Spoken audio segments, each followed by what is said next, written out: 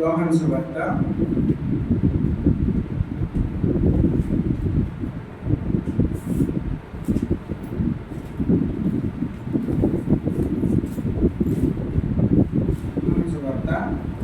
4వ అధ్యాయము 42వ వచనం.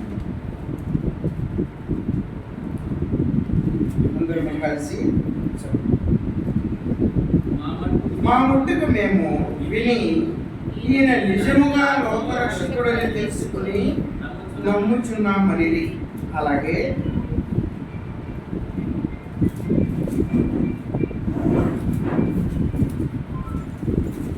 మొదటి కొరింథీయులకు రాసిన 11వ అధ్యాయము 28వ వచనం. కాబట్టి ప్రతి మనుష్యుడు తాను పరీక్షించుకునేవరేను అలా చేసి ఆ రొట్టెని తిని ఆ పాత్రలోనిది దేవా యేసయ్యా నీకు వందనాలు. దేవుడా సర్వశక్తిమంతుడా, ప్రేమమైన రక్షణ సృష్టికర్త నీకు వందనాలు. దేవా ఉదయకాల సమయంలో మాతో మాట్లాడుతూ ఆయన దేవా నాయన మాతో మాట్లాడండి. దేవా ఆరాధన మానంలో ఉన్నారు, ఆరాధన అంతట్లో ఉన్నారు. ఆరాధన చేయడంలో చూపించారు. మీరు మాతో ఉండండి దేవా. మాతో ఉండి దేవా నాయన మాతో దేవా నాయన మేము దేవా ప్రతి ఒక్కరిని బలలో చేయవేయడంలో వారిని చూసుకోవడం, దాని ప్రకారంగా ప్రార్థన చేసుకోవడం, ఆ ప్రకారంగా ప్రభావ నాయన బలలో చేయవేయడము. ఎవరి ప్రార్థన వరకు ప్రభావ మీరు ఉండండి. ఏ మాటలు అవసరం ఆ మాటలు దయచేయండి. వీళ్ళకి వినే శక్తిని గ్రహించే శక్తిని ప్రభావ నాయన దయచేయండి. మా మధ్యలో ఉండండి. దగ్గర ప్రభావం ఏమీ ఉండదు. ఏ శ్రమణ బహుమానాలు తీపిస్తుంది ప్రభావ నాయన మీరు మా మధ్యలో నడిపించండి. శ్రేష్టమైన ప్రార్థించండి. విడుచున్నాం. ఆమేన్. అయితే యోహాను సువార్తలో 4:42 వచనాన్ని చదువుకున్నాం. మా మట్టుకు మేము విని ఈయన నిజముగా లోకరక్షకుడని తెలుసుకుని నమ్ముచున్నామని. రెండోది మొదట కొరింథీయులకు రాసినటువంటి పత్రికలో 11వ అధ్యాయము 28వ వచనం. కాబట్టి ప్రతి మనుషుడు తను పరీక్షించుకున్నవలను అలా చేసి ఆ రొట్టెని తిని ఆ పాత్రలో నుండి త్రాగవలెను. మనము మన బైబిల్ని పైకెత్తి పడుతున్నాం. శ్రేష్ఠ గ్రంథము బైబిల్, పఠింప శ్రేష్ఠ గ్రంథము బైబిల్, అనుదినం పఠించిన ప్రేమతోడ నడుపును. ఓ పఠింప శ్రేష్ఠ గ్రంథము Bible. The best book to read is the Bible. The best book to read is the Bible. If you read it every day, it will help you all the way. Oh, the best book to read is the Bible. Thank you.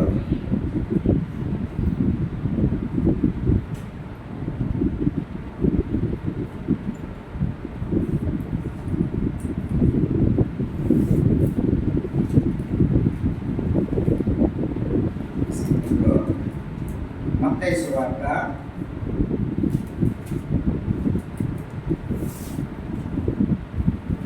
1 వాక్యం చూసుకొని మనము బలలో వచ్చేది. మత్తయి 25వ అధ్యాయము 1 నుండి 13వ వచనం వరకు చదువుకున్నాం. మార్చి చదువుకున్నాం. నేను చదువుతాను, మీరొకటి చదువు. 25వ అధ్యాయము 1 నుండి 10. పరలోక రాజ్యము తమ దివిటీని పట్టుకొని పెండ్లి కుమారుని ఎదుర్కొనుటకు బయలుదేరిన 10 మంది కన్యకలను పోలి ఉన్నది. బుద్ధి లేని వారు తమ దివిటీని పట్టుకొని తమతో కూడా నూనె తీసుకొని పోలేదు.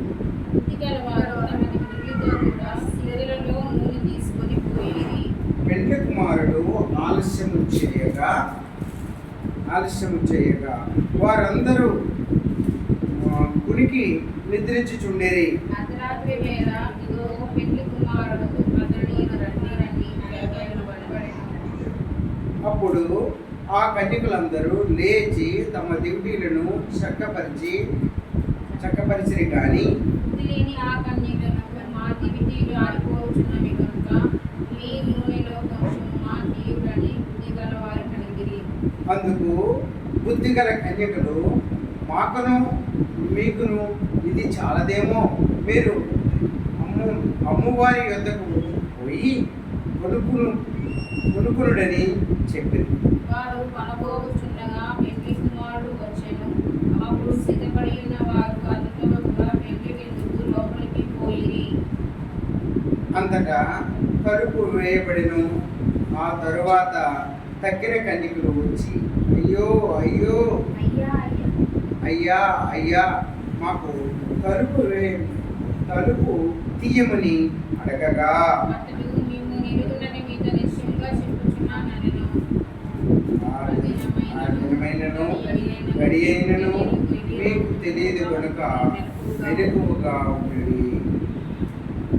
ఈ దినం మనము కొద్దిసేపు కొన్ని లేఖనములు చూస్తున్నాం. ఇది మత్తయి సువార్త 25వ అధ్యాయము 1 నుండి 13 వరకు మనము చూస్తున్నాం. అయితే ఇది మొత్తం 10 మంది కన్యకులు.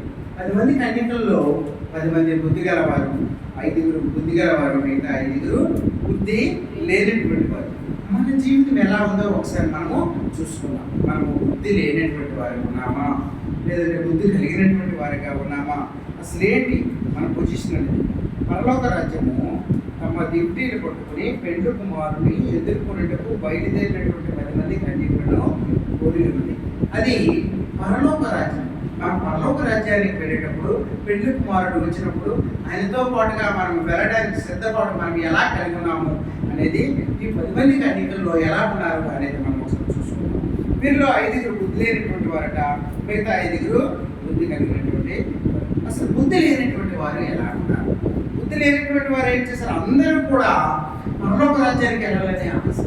ప్రతి ఒక్కరు కూడా ఈ లోకంలో ఉన్నటువంటి ప్రతి ఒక్కరము మనకి పరలోక రాజ్యం అంటే మనందరికీ కావాలి. పరలోక రాజ్యానికి వెళ్ళాలి, దేవునితో పాటు హాయిగా ఉండాలి, సంతోషంగా ఉండాలి అనే ఆలోచన మనందరికీ ఉంటుంది. కానీ ఇక్కడ పరిస్థితి, మనం వెళ్ళాలంటే మనం ఎలాంటి సిద్ధపాటు కలిగి ఉండాలి, మనం కూడా ఎలా ఉండాలి, మన జీవితం ఎలా ఉండాలి, మనం ఎలా సర్దుబాటు చేసుకోవాలి, మన జీవితాన్ని ఏ విధంగా మార్చుకోవాలి మనం ఒకసారి చూసుకోవాలన్నమాట. అంటే మనము ఏదో ఆదివారంకి మందిరంకి వచ్చి మళ్ళీ ఇంటికి వెళ్ళిపోయి మళ్ళీ యథాస్థితి అయినటువంటి జీవితం కాదు. మనం ఎలా ఉండాలంటే దేవునితో పాటు సదాకాలం హ్యాపీగా సంతోషంగా ఉండాలి. ఆయన ఏ దినమైతే మధ్యాకాశానికి వస్తాడు మనం కూడా ఆయనతో పాటుగా వెళ్ళడానికి సిద్ధంగా ఉండగలగాలంటే మనము ఎలాంటి పొజిషన్లో ఉండాలి, ఎలాంటి జీవితాన్ని మనము కలిగి ఉండాలి. ఇక్కడ చూడండి 4వ వచనం చూసినప్పుడు బుద్ధి గలవారు తమ దివిటీలతో కూడా సిద్ధులలోనే తీసుకుని పోయి. చూసారా, బుద్ధి గలవారు ఎలా ఉన్నారంటే తమ రెడీగా ఉన్నారు. అంటే భవిష్యత్తుని ఆలోచిస్తున్నటువంటి జీవితాలు వారు.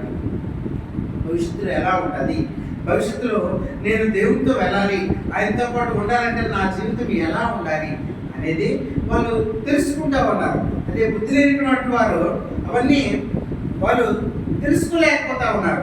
కానీ బుద్ధి కలిగినటువంటి ఆ స్త్రీలు నేను మన జీవితాలు ఎలా ఉన్నాయి, బుద్ధి కలిగిన వారు లేకుంటున్నామా, బుద్ధి లేనటువంటి వారిగా ఉంటున్నామా ఏంటి? వాళ్ళు ఏం చేశారంటే బుద్ధి గలవారు తమ దివిటీలతో కూడా తమ సిద్ధుల్లో కొంత నూనె తీసుకుని బుద్ధి లేనటువంటి వారు ఏం చేశారు? దివిటీలు 5వ వచనం చూసినప్పుడు పెండ్లి కుమారుడు ఆలస్యం చేయగా వారందరూ ఉనికి నిద్రించుకుంటుంది. మన జీవితాలు కూడా ఎప్పుడు నిద్ర టైం దొరికితే పడుకోవాలనే ఆలోచనతో ఉంటాం.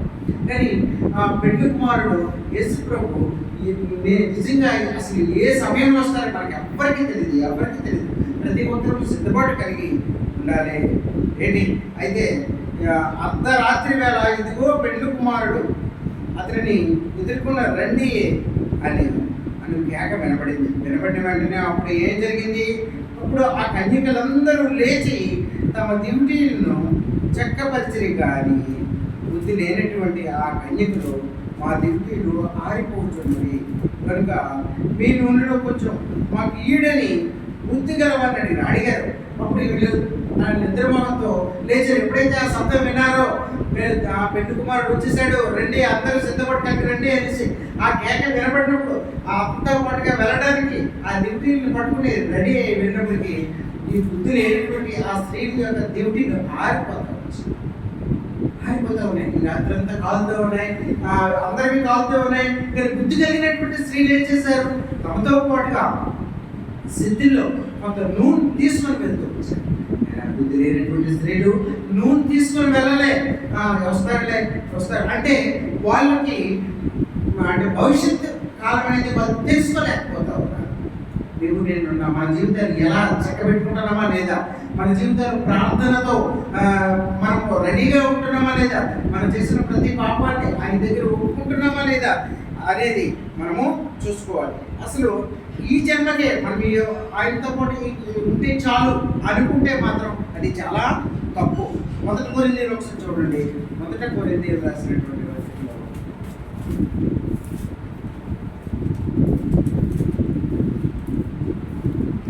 1 కొరింథీ 15వ అధ్యాయము 19వ వచనం.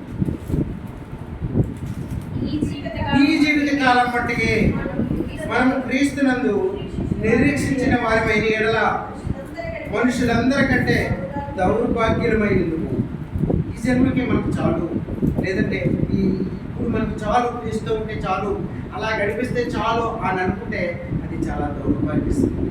మనం సదాకాలం ఆయనతో ఉండాలి, ఆయన దగ్గరే ఉండాలి. మనకి మన మన మన మన లైఫ్ ఆయనతో అతనితో ఉండాలనే ఆలోచన మనం కలిగి ఉండాలి. అలాంటి జీవితాన్ని మనము కలిగి ఉండాలి. అంతేగాని అసలు మనం సిద్ధమును కలిగి ఉండాలంటే మన జీవితాలు ఎలా ఉండాలి? మనం గలతీ ఒకసారి చూద్దాం. గలతీ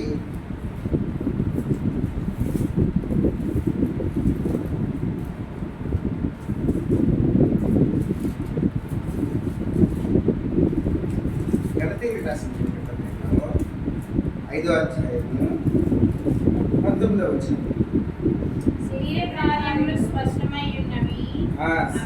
శరీర కార్యములు స్పష్టమై ఉన్నవి అవేమనగా జారత్వము, అపవిత్రత, కాముకత్వము, విగ్రహారాధన, వ్యభిచారము, ద్వేషము, కలహములు, మత్సరములు, క్రోధములు, కక్షలు, భేదములు, విమతములు, అసూయలు, మద్దతులు, అల్లరితో కూడిన ఆటపాటలు ఇలాంటి జీవితం మనకి ఉండకూడదు. అంటే శరీర ఆశలు అనేవి, లేకపోతే ఈ లోకం వైపు చూస్తూ మనం జీవించినప్పుడు ఆయనతో పాటు మనం ఉండలేము, ఆయనతో పాటుగా మనము వెళ్ళలేము. మన జీవితం ఎలా ఉండాలి అంటే 22వ వచనం దీంట్లోనే ఒకసారి అయితే ఆత్మఫలం ఏమనగా ప్రేమ, సంతోషము, సమాధానము, దీర్ఘశాంతము, దయాలత్వము, మంచితనము, విశ్వాసము, సాత్వికము, ఆశానిగ్రహము, ఇట్టి వాటిని విరోధమైన ఎలాంటిది కలిగి ఉండాలి తప్ప మనము ఈ లోకం సంబంధించినటువంటి ఈ లోకరీతిగా జీవించడానికి మనం కానీ ఏర్పాటు చేసుకున్నామంటే ఆయనతో పాటు మనము సిద్ధపాటు కలిగి లేనట్టు మనం ఆయనతో పాటు ఉండాలంటే మనము ప్రేమ కలిగి మనము ఈ 22లో ఉన్నటువంటి ప్రతి ఒక్కటి మనము కలిగి ఉండాలి. ఆత్మఫలాలన్నీ కలిగి ఉండాలి. ప్రేమ, సంతోషము, సమాధానము, దీర్ఘశాంతము, దయాలత్వము, మంచితనము, విశ్వాసము, సాత్వికము, ఆశానిగ్రహము, వీటన్నిటిని కలిగి ఉన్నప్పుడు తప్పనిసరిగా మనం సిద్ధపాటు కలిగినటువంటి వారిగా ఉన్నట్టే. అంతేగాని మనం ఈ లోకరీతిగా ఉన్నామనుకోండి, మనము ఆయనతో పాటు వెళ్ళడానికి మనం సిద్ధపాటు కలిగి ఉన్నట్టు కాదు. అందుకే మనం సిద్ధపాటు కలిగి ఉండాలంటే తప్పనిసరిగా ప్రతి దినము కూడా ప్రార్థనలో ఉండాలి. ఏ దినము యేసుప్రభు ఈ లోకంకి వస్తాడో మనకు తెలియదు, ఎవరికి తెలియదు. మధ్య ఆకాశానికి వస్తాడు. మనం ఆయనతో పాటు సదాకాలం వెళ్ళాలి, ఆయనతో పాటు సిద్ధపాటు కలిగి ఉండాలంటే ఎక్కువగా మనం ప్రార్థనా జీవితాన్ని కలిగి ఉండాలి. ఆయన వైపు మాత్రమే చూడాలి, ఆయన వైపు మాత్రమే చూడాలి. చూసినప్పుడు తప్పనిసరిగా ఏంటి అయితే మత్తయి సువార్త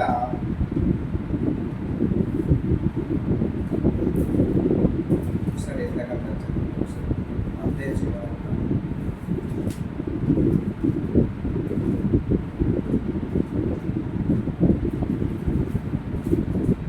25వ అధ్యాయము 26.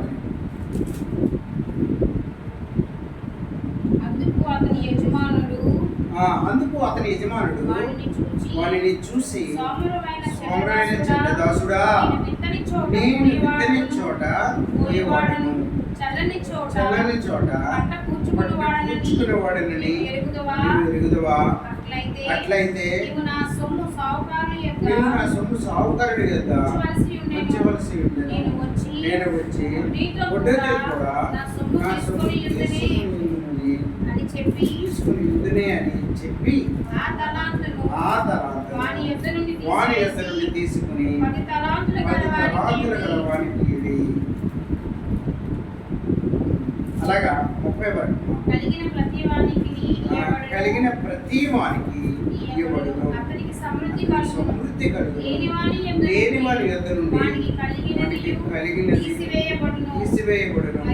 మరియు పనికిమాలిన ఆ దాసుని వెలుపటి త్రోసివేయుడి. అక్కడ ఏడ్పును పండ్ల కొరకటయు.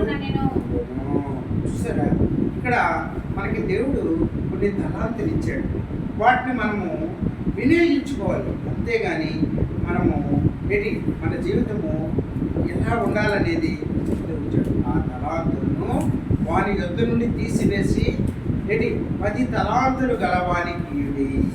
ఎవరైతే తలాంతులు దేవుడిచ్చినటువంటి ఆ తలాంతుని వినియోగించుకుంటూ ఆ తలాంతుని అది నెరవేరుస్తూ వచ్చారో వారికి నమ్మకమైన అలా మంచి దాసుడు అనిపించుకోవాలి. కానీ అనుకున్నప్పుడు సిద్ధపాటు కలిగి దేవుని మాటని విధేయత చూపిస్తూ మనం ఉన్నట్టుగా లెక్క అదనమాట. లేదంటే మన దగ్గర నుండి మనకి చూసారా, లాస్ట్ 30 వచనంలో సిద్ధం ఇచ్చాడు. మరియు పనికి మారిన ఆ దాసుని వెలుపులకి చీకటిలోనికి తోసివేయడి. మనకి చీకటిలోనికి తోసివేస్తారు. అక్కడ నిత్యము కూడా అక్కడ ఏడుపు, పండు కొరకడం, అగ్నిలో పడవేయడం అవే ఉంటాయి. మనకి ఆయనతో పాటుగా సదాకాలం సంతోషంగా ఉన్నటువంటి అలాంటి పరిస్థితి అనేది మనకి రాదు. ఆయన మనకి ఇచ్చినటువంటి ఆ తలాంతుని మనం వినియోగించుకోవాలి. దాన్ని అంటే దేవుడు మనకు ఉద్దేశంతో ఈ లోకాన్ని పంపించాడు. ఆ ఉద్దేశాన్ని మనం నెరవేర్చగలగాలి. ఆ ఉద్దేశాన్ని మనం ఎప్పుడైతే చేయగలమో మనము మన జీవితం చూసినప్పటికీ మనము ఎక్కడ వేసిన పోగానే అక్కడే ఉంటుంది. మనకు కొన్ని బాధ్యత దేవుడు అప్పచెప్పాడు. ఆ బాధ్యతని మనం నెరవేర్చలేకపోతున్నాం. మన తలాంతులు చూసినప్పటికీ ఆయన అప్పచెప్పినటువంటి ఆ బాధ్యతను మనం నెరవేర్చలేకపోతున్నాం. అలాంటి జీవితం మంది.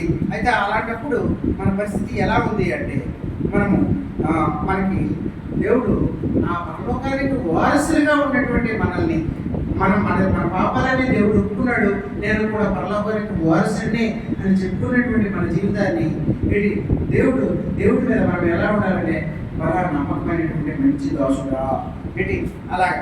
అయితే చూడండి, దీంట్లో 25-23 వచ్చినాము. అతని యజమానుడు నమ్మకమైన మంచి దాసుడా, నీవు ఈ కొంచెములో నమ్మకముగా ఉండివి, నేను అనేకమైన వాటి మీద నియమించదను.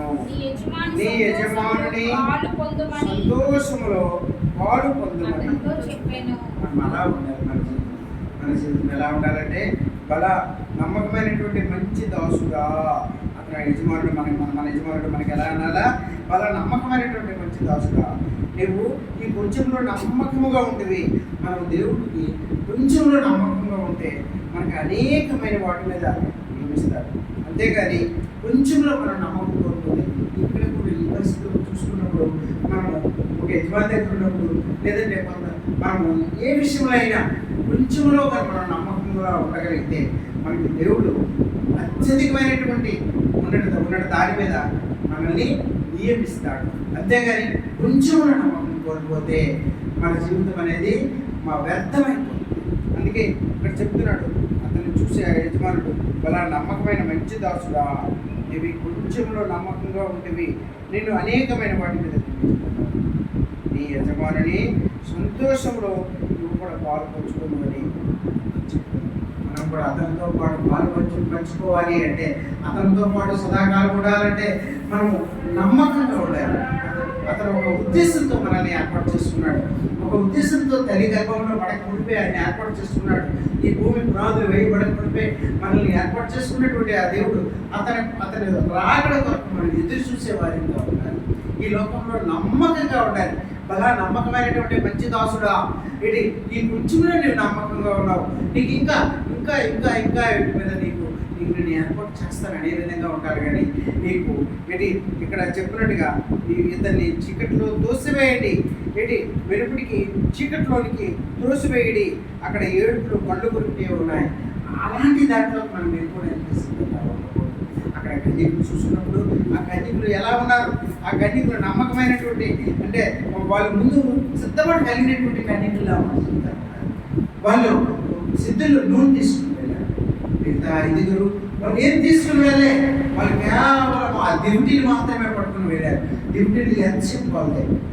ఆ దివిటీలు కొద్దిసేపు కాలిన తర్వాత, ఆ మంట వచ్చిన తర్వాత అలా ఖాళీ ఖాళీ ఖాళీ అలా కాలిపోతాయి. పెళ్లి కుమారుడితో వెళ్ళినప్పుడు ప్రతి ఒక్కరు ఒక దివిటీ పట్టుకుని వెళ్ళాలి, వెలుగుతూ ఉండాలి. ఆయనతో పాటు ఎంతో మంది, కొన్ని కోట్ల మంది నడిచి వెళ్తూ ఉంటారు. వాళ్ళతో పాటుగా మనం కూడా ఆ పరలోకానికి, ఈ నిత్య రాజ్యానికి మనం కూడా వారసుగా వెళ్ళడానికి సిద్ధం కలిగి ఉండాలి. కానీ ఆ సిద్ధం కలిగి ఉండాలంటే నేను చెప్పినట్టుగా మనము మంచి, అంటే ఈ లోకం వైపు చూడకుండా లోకం వైపు చూస్తూ, దేవుని వైపు చూస్తూ మనము అలాంటివన్నీ కలిగి ఉండాలి. అలాంటి మంచి కుదిరండి, మంచి లక్షణాలన్నీ కలిగి ఉండాలి.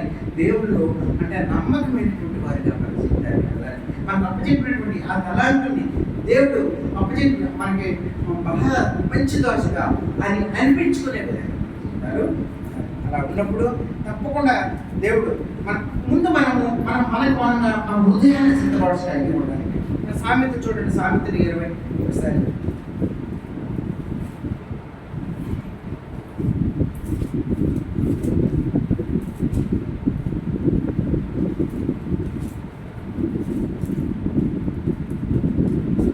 సామెతలు 24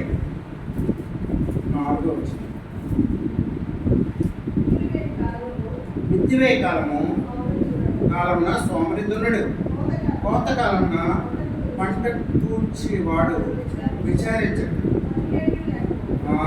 కోతకాలమున పంట కూర్చి వాడు విచారించడు, అప్పుడు వారికి ఏమీ లేకపోను. నరుని హృదయంలోని ఆలోచన లోతు నీటి వంటిది, వివేకము గలవాడు దానిని పైకి తీసుకుంటున్నాను. అలాంటి హృదయం కలిగి ఉండాలంటే ఇప్పుడు నరుడు హృదయం ఎలాంటిదంటే, అతని ఆలోచనలు ఎలాంటివంటే లోతు నీళ్లు వంటివి, లోతులో ఉన్నటువంటి నీళ్ళు వంటివి. వివేకం గలవాడు దాన్ని పైకి ఎలాగైతే తీసుకుంటాడో, వాడికి కావాల్సినటువంటి నీళ్లు వాడు తీసుకుంటాడు. అలాగా మనకు కూడా మనకు కావాల్సింది ఏంటి అంటే, మనకు కావాల్సిన పరలోకం, దాన్ని మనం సిద్ధపడి కలిగి ఉండాలి. అదే వృత్తికాలం వచ్చిందంటే తెలివైన వాళ్ళందరూ ఏం చేస్తారు, తన పొలాన్ని చక్కగా దున్నుకుంటారు. ఒక 5-6 సార్లు దున్నుకుంటారు. చక్కగా ఎటువంటి గడ్డి లేకుండా, ఎటువంటి కలుపు లేకుండా శుభ్రంగా ఆ దున్ని చక్క పెట్టుకొని రెడీగా ఉంటారు. ఎప్పుడైతే నిండు చెట్లు పడతాయి, ఎప్పుడైతే వర్షం పడుతుందో విత్తనాలు పట్టుకొని విత్తనాలు వేసి ఆ విత్తనాలు ఈ లోపల గతం దానికి కావాల్సిన ఏర్పాట్లు అన్నీ చేసుకుని ఉంటాడు, రెడీగా ఉంటాడు. మన జీవితం కూడా ఆయన రాకడ కొరకు ఎదురు చూసేవారిగా మనం ప్రార్థనాపూర్వకంగా మన జీవితం కలిగి మన నడవడిక, మన తాలూకా జీవితం నడవడిక ఆ విధంగా ఒక మంచిగా నడిచే విధంగా మనం ఏర్పాటు చేసుకొని ఆయన రాకడికి సిద్ధంగా ఆయన ఏ ఉద్దేశంతో మనల్ని పంపించాడు, ఆ ఉద్దేశం, ఆ పర్పస్ చేసే విధంగా అదే మన నడవడిక అలాంటి జీవితంతో ఉండేటట్టుగా చేసుకుని సిద్ధపడాలి. ఆ కన్నీకు ఉన్నటువంటి ఆ మంచి కన్యకులు ఆ 5 రెడీ అయితే ఏ విధంగా ఉండగలుగుతున్నారు? మిగతా 5 అయితే సిద్ధపడటానికి లేరు. అలాంటిగా మనం ఉండకూడదు. ఇక్కడ చూసారా, ఈ సోమరు ఏం చేశాడు? తన పొలం చక్కబెట్టుకోలే. ఎప్పుడైతే వర్షపడ్డదో అందరు విత్తనాలు వేసుకున్నారు. వేసుకున్న తర్వాత అప్పుడు ఆలోచిస్తున్నాడు, అయ్యో నేను పొలం దొరలేదే, దొరకకపోతే మరి అది ఎన్ని పర్యాయాలు దున్నాలని. అన్నిసార్లు దున్నిన తర్వాత అది సొంతం చేసిన తర్వాత దాంట్లో గద్దలు వేసిన తర్వాత అప్పుడు విత్తనాలు వేస్తే అవి కొలుస్తాయి. కానీ ఒక్కసారిగా అందరితో పాటుగా నువ్వు వెళ్ళి విత్తనం వేసేస్తే పుట్టి పలుకు తప్ప అవి పంట అనేది. అందుకే చెప్తున్నాడు ఏంటి, కోతకాలము పంటను కూర్చి వాడు విచారిస్తాడు. కోతకాలం అప్పుడు తనకి ఏమి వీలు లేకపోయాను, తనకి ఏమి ఉండదు. అలాంటి మనం కూడా అందరూ కూడా అంతో పాటు ఆ పెళ్లి కుమారుడితో పాటు పెళ్లి కుమార్తెలందరూ కూడా వెళ్ళి పరలోకానికి అర్థించినప్పుడు, ఆ పరలోకానికి వెళ్ళినప్పుడు మనం అప్పుడు ఆలోచిస్తాం, అయ్యో సిద్ధులు నేను కూడా కొంచెం ఉన్నతి తెచ్చుంటే బాగున్నాయి, అయ్యో ఆయనతో పాటు నేను కూడా వెళ్ళేదాన్ని కదా అని. అప్పుడు వాళ్ళకి అడిగారు, ఏంటని అడిగారు? మా ఏమైనా నాకు కొంచెం నూనె ఇస్తావా అని అడిగినప్పుడు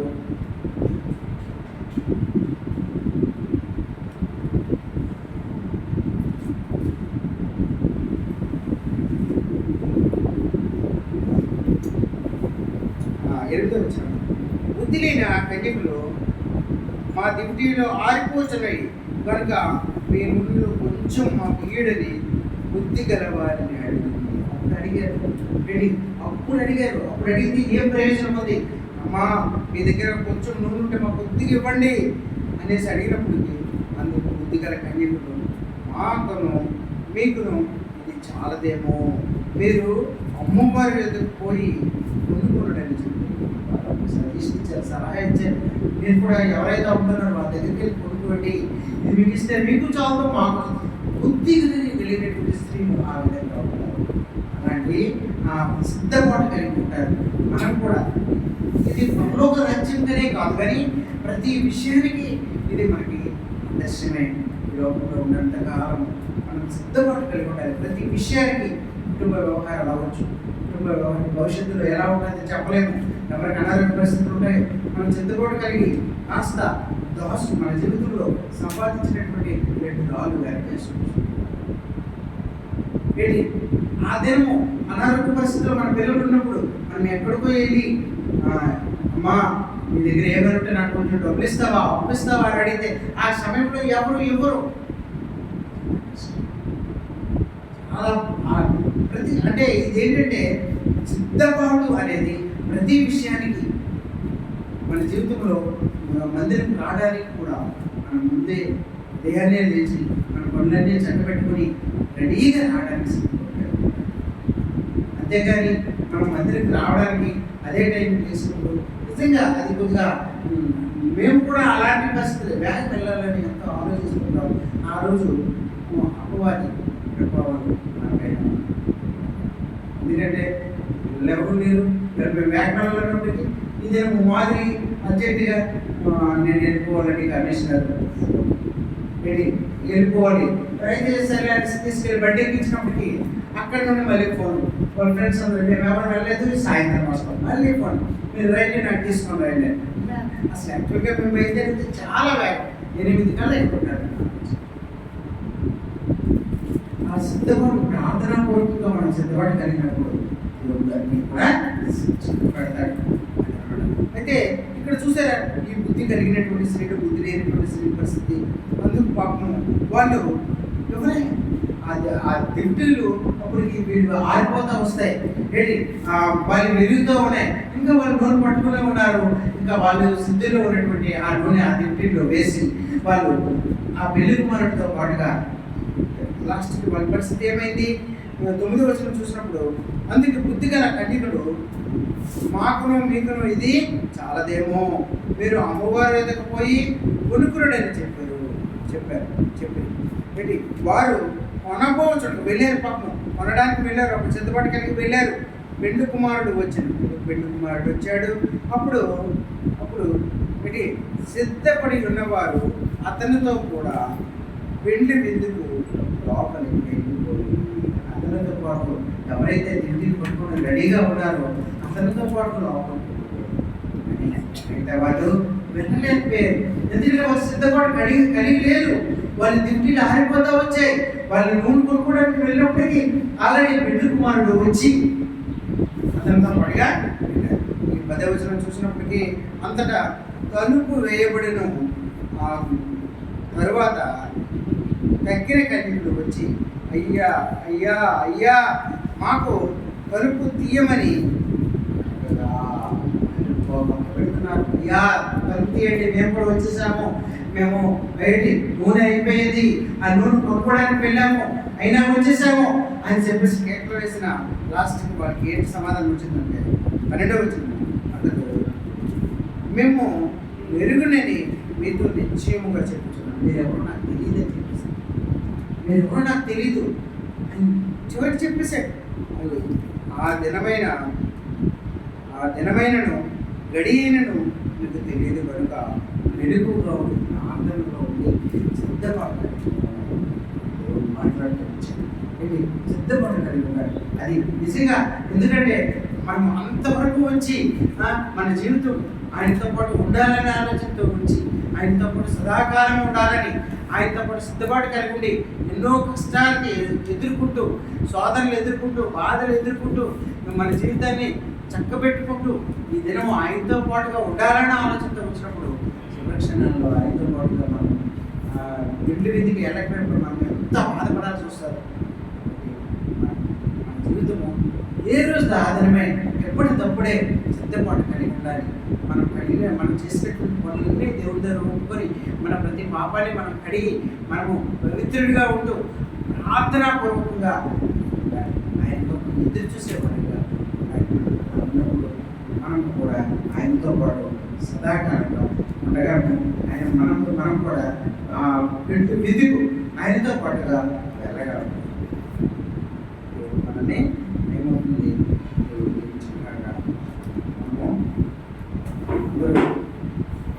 మోకరించండి, ప్రార్థన చేసుకుని